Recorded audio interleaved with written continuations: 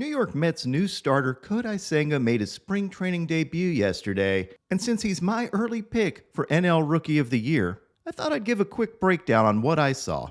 Before I go over yesterday's outing, make sure to subscribe to this channel so you never miss any content all season. I mentioned Kodai Senga is my pick for NL Rookie of the Year.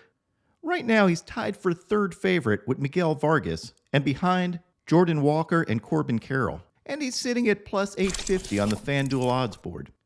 I think Kodai Senga has an advantage because while he's a rookie, he's also 30 years old and has a ton of experience in Japan as well as pitching in international competition. And to accelerate his learning process of MLB hitters, he's surrounded by two future Hall of Famers in Justin Verlander and Max Scherzer and can pick their brains whenever he wants to. Headed into this spring training game, my open questions were, would Kodai Senga's velo hold up with the slightly larger MLB baseballs? And they're also slicker than the tackier balls that they use in Japan. Would Senga's new sweeper be effective? How would his cutter play in his arsenal?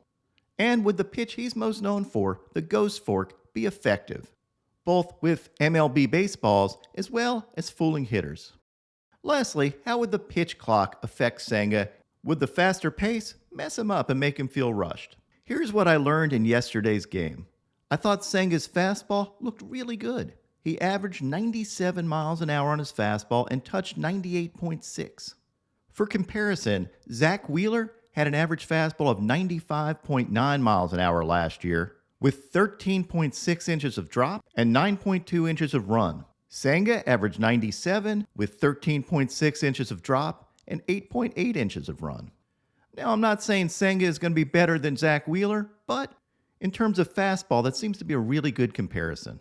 Looking at Senga's cutter from yesterday, I couldn't really answer my question of how it would play.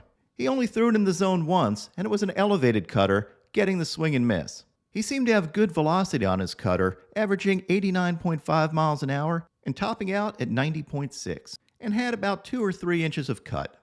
Since he only threw one strike with it, it's obviously still an open question. This is also one area where I think Max Scherzer could add some of his experience with his cutter and help Senga know who to throw it against and where to locate it. I was impressed by Kodai Senga's new sweeping slider. He threw it 10 times and averaged in the low 80s. While he didn't get a ton of whiffs with it yet, it definitely showed some good sweep, getting up to 14 inches of horizontal movement. And his spin rate on it touched 2,900. Once he fully commands this pitch and figures out how to use it with the rest of his arsenal, I expect his slider to be an effective pitch for him. For comparison's sake, he averaged 2,731 RPMs on his slider yesterday, and that's about what Joe Musgrove averages. Now, it wasn't all sunshine and rainbows for Kodai Senga's sweeper, because he did give up a bomb off it. You can see how much that one hung. But that's to be expected while getting used to the new Major League Baseballs. This is yet another area where leaning on Max Scherzer, who has one of the best sliders of all time, could be a really good thing for Senga. As far as Senga's ghost fork, oh my God, that is a nasty pitch. The one he got this swing and miss on dropped 41 inches and had 11 inches of run to it. I've matched it up against his 98 mile an hour fastball, and you can see how much drop that pitch has. And why swinging at it is like trying to hit a ghost. It's there, and then it disappears.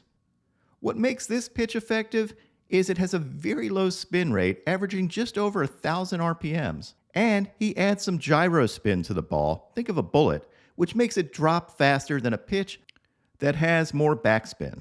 I know this opinion is based on one pitch in a spring training game, but that ghost fork is gonna play. I followed Senga for a long time in Japan, as well as watching him pitch in the WBC and the Olympics, and no one has figured out how to hit the ghost fork. Lastly, I thought Senga's command was a little spotty, and he started out walking the first 2 hitters of the game, but I definitely write that off to both nerves as well as getting used to the pitch clock. Senga himself said he felt a little rushed. Obviously a very good lineup they have over there, especially in the 3-hole, 4-hole. But once I got up there, before I got up there, I was very excited to face those guys. But once I was up there, my mind was just kind of filled with the pitch clock, and I couldn't enjoy it as much as I wanted to. So I expect this to be all ironed out by the time the season begins. I'm incredibly excited to watch Kodai Senga pitch this season, and I hope you are too. And I hope you found this quick breakdown helpful.